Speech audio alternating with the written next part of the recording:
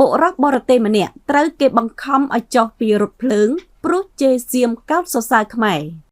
បុរសបរទេសម្នាក់កាលពីវេលាម៉ោង1ថ្ងៃទី13ខែមករាឆ្នាំ2026ត្រូវបានគេចោទវាយនិងបង្ខំឲ្យចុះពីរថភ្លើងក្នុងប្រទេសថៃបន្ទាប់ពីគាត់បានជេរទៅលើជនជាតិថៃរួចងាកមកសរសើរកម្ពុជារហូតឈានដល់ការប៉ះទង្គិចគ្នាដោយពាក្យសម្ដីជាមួយបុគ្គលិកនិងមានអំពើហិង្សាទៅវិញទៅមកដោយមានមនុស្សជាច្រើនចោមគ្នាវាយទៅលើគាត់បើតាមកាសែតថៃខៅសូតបានឲ្យដឹងថា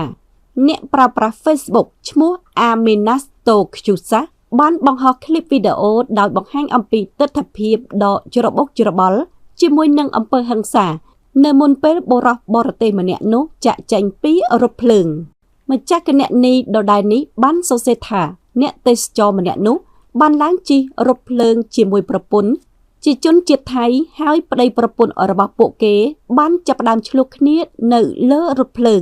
បើតាមគណនីនោះបានឲ្យដឹងថាបុរសនោះបានវាយបង្អួចរថភ្លើង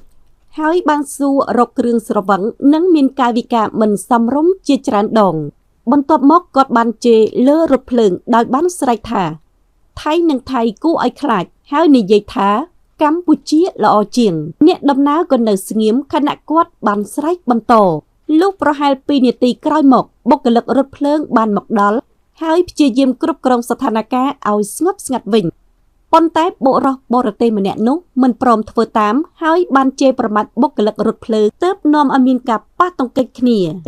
បើតាមคลิปវីដេអូត្រូវបានគេបង្ហោះនៅលើបណ្ដាញសង្គម